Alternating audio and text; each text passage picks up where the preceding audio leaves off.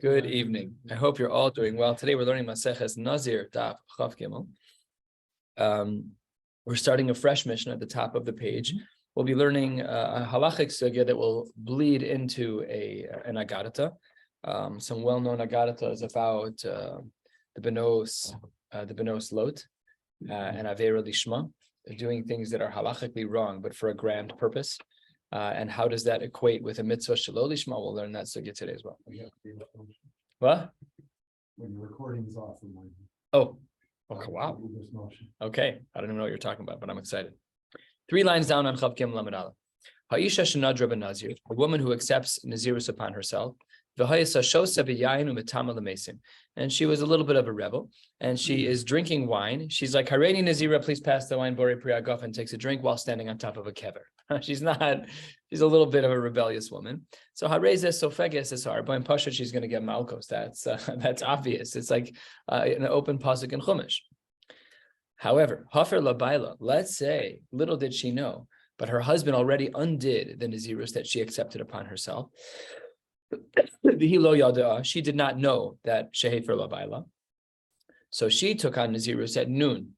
Her husband was mefer her neder at 1 p.m. She goes drinking and to the cemetery at 2 p.m. She's really not a Nazira, but she thinks she is. So says the Gemara, the Tanakama says, but even though within her mindset she was doing something wrong, but lamaisa, the actions that she did are mutter because her husband had already been made for neder. So it's a little bit of a funny scenario of poor intentions. She wanted to break halacha, but she ended up not breaking halacha because her husband, unbeknownst to her, had already undone her nazirs. That's a Tanakama. Rabbi Yehuda Omer, if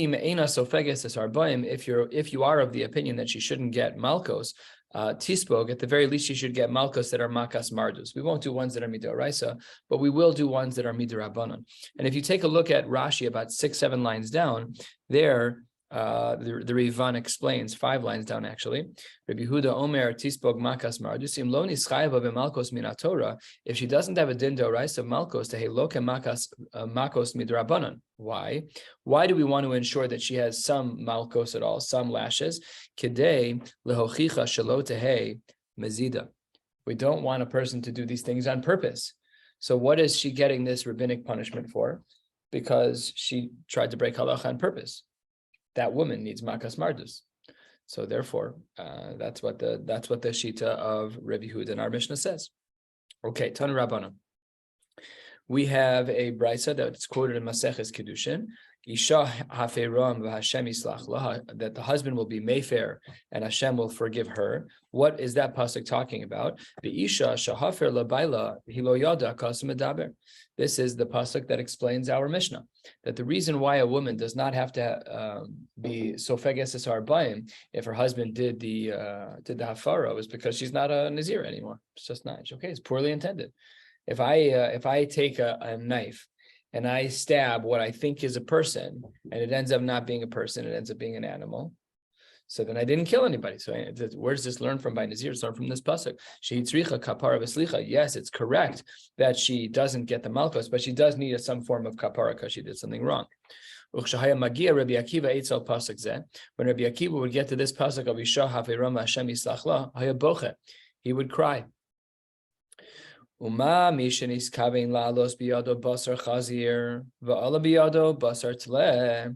a person who had intended to eat pig and in the end he ended up eating a kosher animal, their tone kapara b'slicha. That's our case basically. The woman had intended on breaking halacha. She drank wine and she was mitama l'mesim with what she thought was a perfectly valid nazirus. So if her intentions were bad and they ended up being okay, if she needs kapara even for that, then a third of the way down, hamiskaben la'alos biyado basar chazir ba'ala. Then a person who does intend on eating chazir and eats it ba'ala biyado basar chazir alachas kama v'kama. It was a krech thing. He's like, that's a Klal Yisrael problem. If you have somebody who wants to do averas and they're successful at doing averas, pashut that they need kapara. That should be obvious. And the Gemara, though it has already given an example, will give two more similar examples. And we're going to make subtle distinctions between the three cases. We saw case number one about the pig. Kayotze badavar ata omer. We have the same thing. V'lo yada v'asham v'nasavo. No, what does that pasuk mean? Umami sheniskavin la'alos biyado basar tle. A person who was innocent. He wanted to eat a kosher animal, and he ends up eating a non-kosher animal. Kigon chaticha safek shel shuman safek shel chelev. An example might be one piece of meat, and we're not sure if it's shuman or if it's chelev. One's mutter, one's not. And there, amar krav v'nasavo no. That in that case, that the pasuk says that they have to bear the weight of their sin. Then halfway down, seems very similar to the previous case.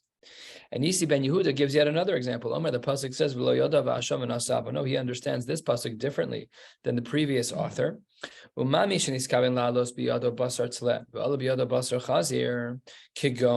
an example of a person who wanted to take kosher meat, but ended up taking non-kosher meat? Instead of the previous example where it was one piece of meat that was safek shuman, safek chelev, here the Gemara changes the example and says, they're not one piece with two possibilities. They're two different pieces. One is vadai shuman and one is vadai chelev and asavo. No, if it's true that there's sin over there, then I'm iskavin lahalos biyado basar chazir v'ala biyado basar chazir. If a person wanted to do an avera, alachas kama v'kama. All the more so, it should be the case that a person's going to need kapara. Al davar zeh, says the Gemara, yidavu hadovim. Those who are very sensitive will be broken. They'll be even more sensitive. This is big musar. What's a big musar? Because we're human, and 75% of all of halacha surrounds three areas, which is food, money, and intimacy. Okay, but they're all digduke halachos. You have bedikos by halachos nida, and you have choshen mishpat by money. All these digduke halachos ad ein sof. I had a shiur today that just came up because I didn't bench right when I should. I remember like 3 hours later, and that's a shiur in poskim and kuf pei dalet and shulchan aruch. What happens if you forget to bench? So we always have this famous rule of 72 minutes. 72 minutes is a shas equal. We learned back in Maseches brachos. So the poskim say it's true that if you're up to 72 minutes, you should bench. But after 72 minutes, it's not true. After 72 minutes and up to 6 hours, if you're still full, then you should bench. If you're hungry again, then you're not allowed to bench anymore. So why did I remember that I didn't bench? Because I got hungry. So then I knew that I was an avarian. These are, and it's not poorly intended. It's poorly executed. But certainly, if it's poorly intended and pashat, that's it. Then we have a lot of kapara to do. It's a big musar. So asks the Gemara, why do I need three cases? I need the Rabbi Akiva case, the first explanation of the pasuk of Elo Yada ve'Ashem v'Anasavano, and the second one that was explained by Isi ben Yehuda. Why do I need all three of these cases? They seem to be unnecessary and repetitive. And the Gemara says, eight or nine lines before the very wide lines, tzrichen, we need all three. Di'itano gabe isha, if we only had the case by the isha where she thought that she was a Nazira, and she finds out that she's not, and she still needs kapara. What was this woman's intentions? Hareni Nazir, and then she goes to grab a bottle of Merlot. Pashat that she's an avarian, so she had negative intentions. So we might have thought that by her, that's where we need kapara v'slicha, kapara v'slicha, because she was leisura ichavin. Aval, maybe the chaticha of safek shel chelev, safek shel shuman, his intentions were not bad. Maybe in that case, lo boy kapara v'slicha. Maybe there we would not say that a person would need kapara v'slicha, and they have a clean slate, and that's not true. When a person eats a piece of meat that's safek shuman, safek chelev, they should not be eating that piece of meat. That's not mutter. Your intentions can be great, but we still have halacha and shulchan aruch to follow. So state in shulchan aruch, if you have one piece of meat and it's safek iser, safek heter, that's an iser, that's usher to eat.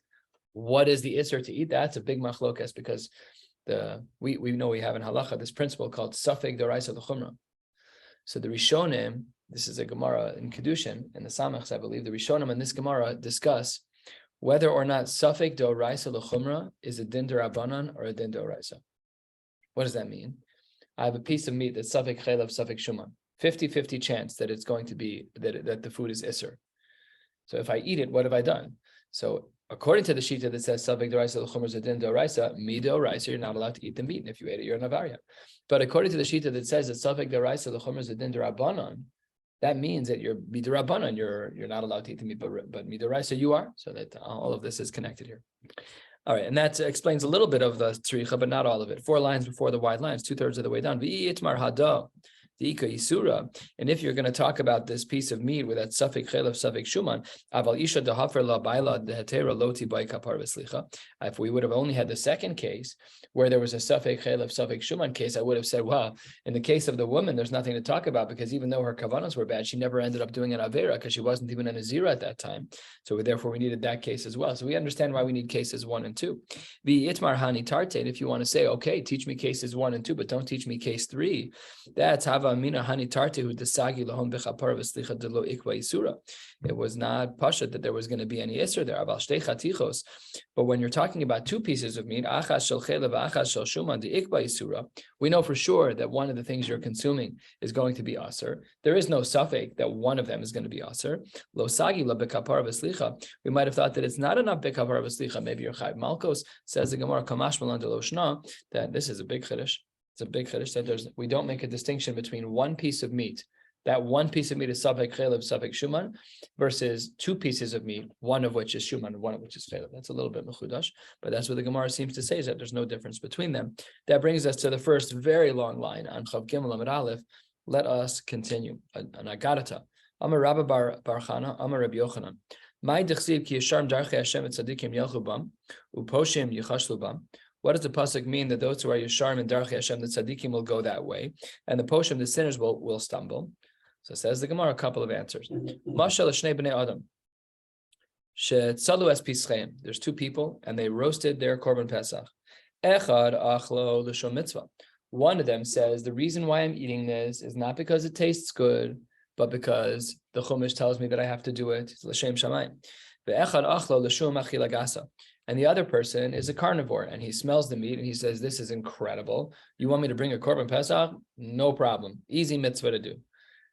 Kind of like, it's like going to the mikveh by Tversky. Like, would you go to the mikveh if it was cold? The mikvahs are 105 degrees. It's like a hot tub. So if you're only going to go to the mikvah when it's 105 degrees, that's okay. It's good. You should go to the mikvah, but it's still not l'shem shamayim. It's achila gasa.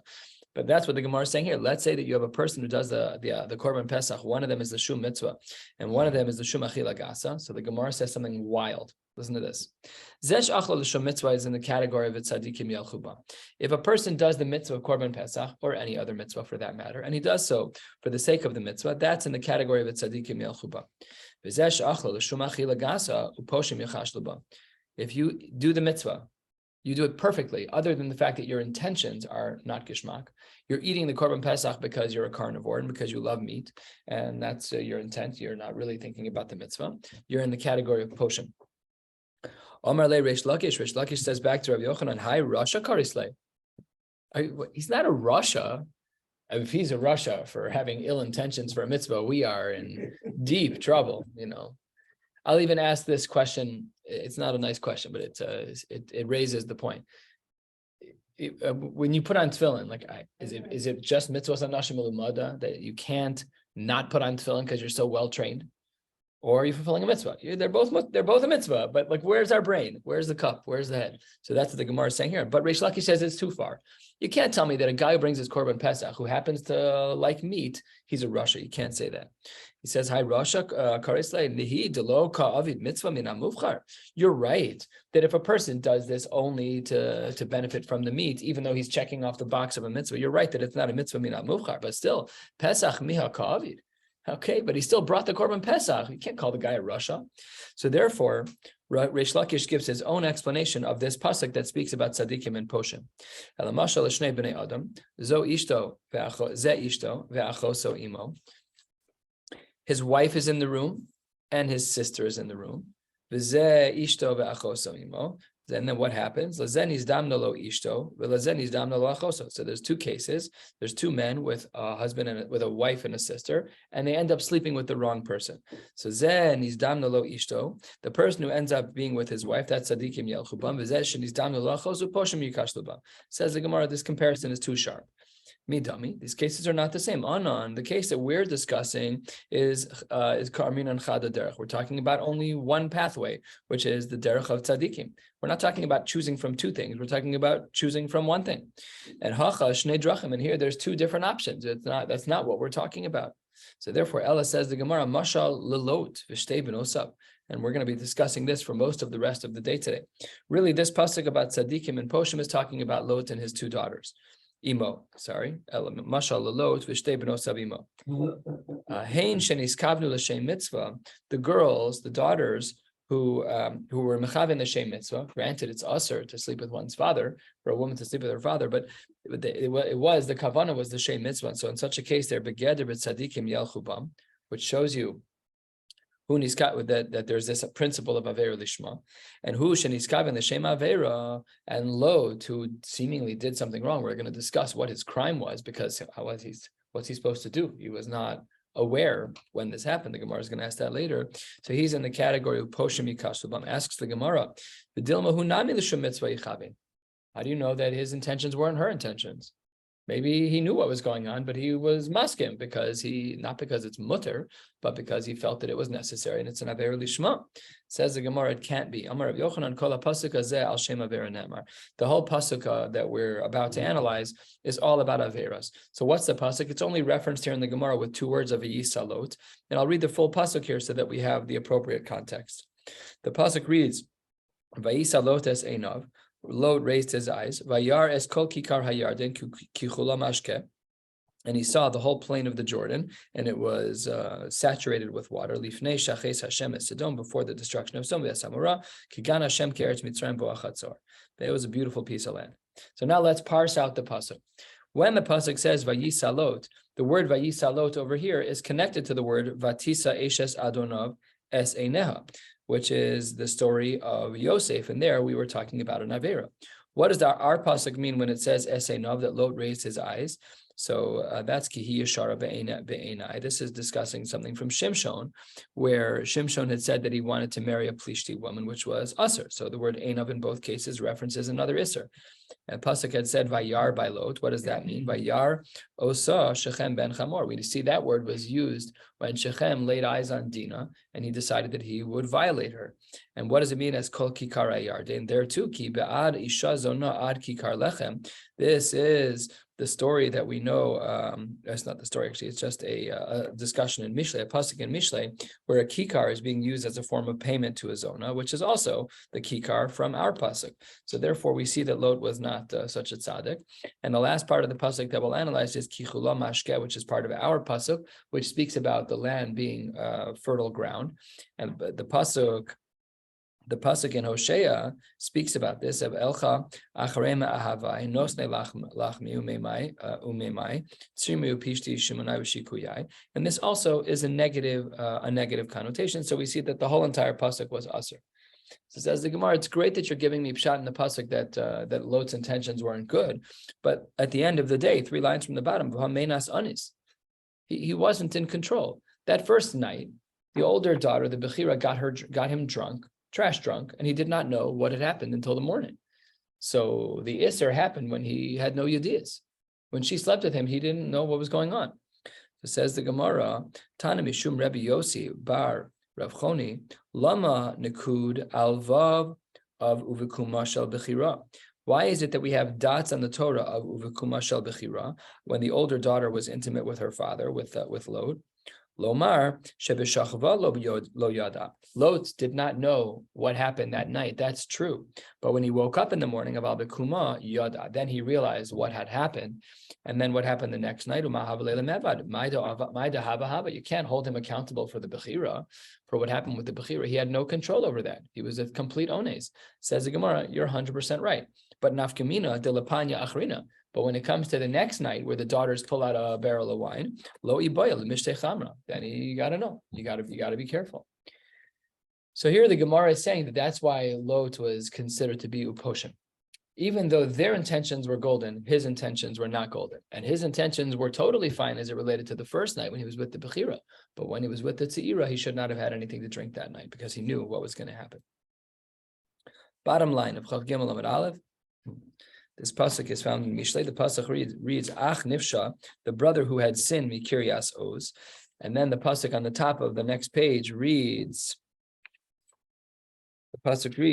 Umidyanim kivriach Armon, and the Midianites were like the vriach of the Armon, like there was like a bar and a castle. To see what this means. Who's Ach Nifsha Mikirias Oz? Who's this brother who's a sinner? Zelot Shapiresh me Abram. He's not really his brother, but the pasuk is a reference to the fact that Lot was related to Abram. What does it mean? Umidyanim kivriach Armon. She said that they called him a brother. No? Shnikra Achla, who can see not Tihim Reva Ben Levena. Yeah, Rashi are not Achim. Yeah, based on the pasuk, I didn't look at that Rashi. Yeah, that they, even though they weren't, but that was the same idea. Right, correct. Right. So there's a textual reference there. Therefore, the Ach is more meduyak. And what does the rest of the pasuk mean? Midyanim kivriach Armon shehitil midyanim kivrichin ve'armon. This is a reference to the fact that Lot caused a machlokas between all of the shepherds, and that in turn led to Lo Yavo Amoni Umoavi Bekal Hashem.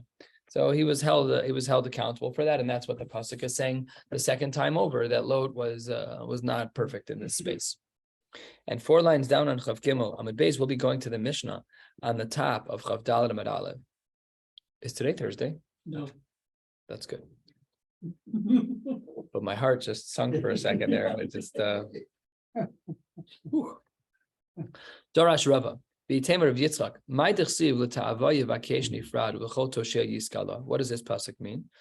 When the pasuk says L'Ta'avaya Vakesh Nifrad, that he was requesting Taiva Zelot, V'Chol Tosheh Yiskala. What does that mean? Sheniskala Klono Bevate Kinesios V'Bate Midrashos. That Lot's embarrassment was present in shuls, just like it's about to be this very moment. Ditnan, we'll learn the Mishnah. Amoniu Moavi Isurin, V'Isurin Isur Olam. It's embarrassing. It's embarrassing, and it's constant. We all know. We talk about this all the time in Shas. This comes up all the time. Amar Ula. Ula teaches us Tamar Zinsa and Zimri Zina. We know that there were different people who had done different things. Tamar was Mizana, and so was Zimri. Tamar Zinsa Yatzim Imena Malachim Unavim. When she did something wrong, the result was Malachim Unavim. Zimri Zina, Zimri ben Salu, the famous story from Parshas Pinchas, Naflo of Kaman Riva Bos Misrael, tens of thousands of people died. Why? Amar Rav Nachman, a third of the way down. Amar Rav Nachman Bar Yitzchak, Gedola Avera Lishma, Mi Mitzvah Shelo Lishma. What? That's thinking. It's not normal. Because the first time I read it today, I'm like, I got to go back to the beginning of the sentence. Gedola Avera Lishma, Mi Mitzvah Shelo Lishma. Wait 1 second. How can you say that? We know that a mitzvah shelo lishma is actually a very high level. V'ha'amar Rav Yehuda Amar Rab L'olam Ya'asok Adam B'Torah U'V'Mitzvos Afilu Shelo Lishman Shemitoch Shelo Lishman Balishman. A person who's learning Torah or performing mitzvos, even if our intentions aren't pure, or we're eating the Korban Pesach because we think we're from, we say that we're getting beef jerky and charcuterie boards on Shabbos because in Simcha Ela B'Basar V'Yayin halachically. But that line we interpret carnally, is that we love eating meat. So therefore, it's not lishma. Says the Gemara, don't worry about it. How can you say that an avera lishma is equivalent to a mitzvah shelo lishma? Ella, says the Gemara, and thankfully there's a little bit of a pivot here. Ella ema kim mitzvah shelo lishma. It is similar to, it's not greater than, as was presented by Rav Nachman Bar Yitzchak, who had said that an avera lishma is greater. It is not. It is kim mitzvah shelo lishma. How do we know this to be true? Tichsiv tivorach minashim Yael eshes chever hakimi minashim beohel tivorach. You know, Yael was intimate with Sisera, cut off his head. V'chulei, story of Shavuos. Man nashim shebeohel. Who are we equating her to when we talk about women who are in the tent? Says the Gemara, she is joined by a wonderful group of people, Sarah, Rivka, Rachel, Vileah. And what did she do? She did an Avera Lishma, and it put her into this camp of the greats. By the way, could you imagine if an Avera Lishma gets to be on the level of Sarah, Rivka, Rachel, and Leah? A Mitzvah Lishma is like Le'ela, Le'ela. That's like way up there. That's like way up there. I heard this in the name of Rav Hershel Shechter. He said about Rav Yitzchak Cohen. Rav Yitzchak Cohen's son-in-law is currently a Rebbe in Ner Naftali, Ziffer. Yeah.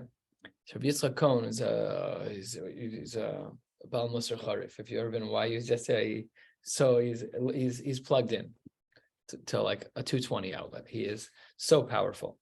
And Rav Hershel Shechter used to say about him, Rav Yitzchak Cohen learns Torah Lishma. I'm like, I think you also learn Torah Lishma, but you don't need my haskama. But when he said it, like the whole yeshiva was like, oh, that's not normal. It's not normal. But if an Aver Lishma can put you in the oil of Sarah, Rivka, Rachel, and Leah, then a mitzvah Lishma, which is hard. It's very hard because we have a lot of competing factors in our brain and in our culture. It's good to be socially adjusted to orthodoxy, but within that, we have to raise ourselves to make a kinyan. Amar of Yochanan, Sheba be'ilos bal osa rasha ba'osa shah. That day when Yael and Sisera were together, they were together 7 times that day. Shenemar ben ragleh kara nafal shachav. Look at the pasuk. There's 7 lashonos there. So says the Gemara. Wait 1 second. How come ishanya mi be'ila delay? The Maisa Tashmish Amita can be enjoyable for her. So maybe it was the case that she violated a halacha. It's one thing if you want to tell me Be'er Lishma, that's fine. But here you may have some serious shilas about, you're talking about the 3 capital Yehareg Val Yavor. So how do we navigate that? It says the Gemara, such a beautiful principle and how a beautiful ashkafa. Amar Rabbi Yochanan, Kol Tovasan Shal Rishayim Eina Ela Ra Eitzel Tzadikim. By the Rishayim, that which they say is good, that's not good by the Tzadikim. If you're from a Yid and you see what's going on outside of the Daled Amos Shel Halacha, that even if it looks good, it's not good. It's not good. Even the good of their world is not the good of the righteous person's world. We understand the Ra. Why can't you talk about the Tov? It says, why can't you talk about the good? It must be Shmamina Tova, so Ra Shmamina. It must be that as it relates to the tzaddikim, that they look at the good of the Rishayim as, I'm not interested. Whatever you have out there, I'm not intrigued by it. Okay, Gufa, 2/3 of the way down at the 2 dots, we had said earlier, Amar Yehuda Marav L'Olam Yasok Adam Torah V'Mitzvah Safilu Shelo Lishman Shemitoch Shelo Lishman Ba Lishman. We had said that if a person is not yet on the level to learn Torah or perform mitzvos l'shem shamayim, they should still perform them even though it's not l'shem shamayim, because by good behavior and by establishing healthy habits, you're much more likely to do them lishma down the road. Shebischar mem beis korbano shikri balak harasha zacha v'yatzim imen rus. Because of the 42 korbanos that Balak HaRasha brought, which was not gishmak, he didn't bring them for the right reasons. He brought them actually to curse the Jews. What was the result? Rus. So you have a mitzvah shelo lishma, which brings about rus. V'amar Rav Yossi Reb Chanina rus bas beno shel Eglon melech Moav haisa. And looking at her ancestry, we're talking some serious transition power because of those 42 korbanos. Amar Reb Chia bar Abba Amar Rav Yochanan, minayin she'ena Kadosh Baruch Hu mekapeach afilu schar sicha na. How do we know that a Kadosh Baruch Hu will constantly repay us? I should say that he doesn't overlook payment for pleasant speech. So the Gemara teaches based on the names that the daughters gave their new sons from Lot. One of them was Moab, which is Me'ab, and one of them was Ammon, which is Ben Ami. So says the Gemara, De'ilu Bechira, the older daughter, Decrease Moab, she called her she called her son Moab, and that means from your father. So what does everybody know? Oh gosh, you don't have to call your son from the father. It's a little too much information. So now everybody knows that she conceived from her father. So then Amar Le Rachmana, the Torah says, Al Tatzer es Moab al Tiskar ba milchama. Then when it comes to Moab, yes, we should not be miskar them in war. Milchama hu delo. You're right, we shouldn't start a war with them. Aval tzuri tze'arina, but we're allowed to cheper them. We're allowed to bother them. Masha'en kain, 5 lines from the bottom, ve'ilu tze'ira.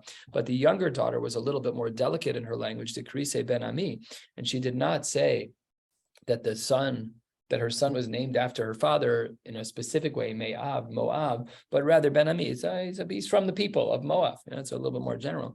Amar Le, there, what was the din? That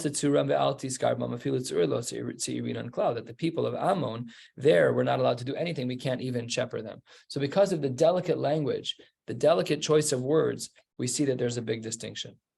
Last and certainly not least, Amar Reb Chia bar Avin, Amar Reb Yoshua ben Korcha, L'olam yaktim adam l'dvar mitzvah.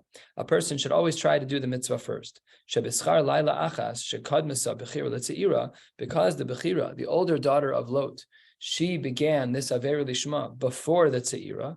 Zachsa v'kadma arba'a doros beYisrael lemalchus. There were 4 generations that ended up emanating from her, from this child, and from Moab. And take a look at Rashi at the top, the Rivan. Oved, Yishai, David, Shlomo. But the younger of the daughters, lo asas beYisrael ad rechavam dehavim noam ha'amon. It took more time to get to that point where any kings emanated. It was an Aver Lishma. She slept with her father. She just got slapped on the wrist for calling him Moab because it was not Sanua. Afal Pikin, because she did the Aver Lishma first, she was given Kadimus in regards to the Malchus of Klal Yisrael. We'll pick up right here tomorrow night. Wishing you all a beautiful night. Ready?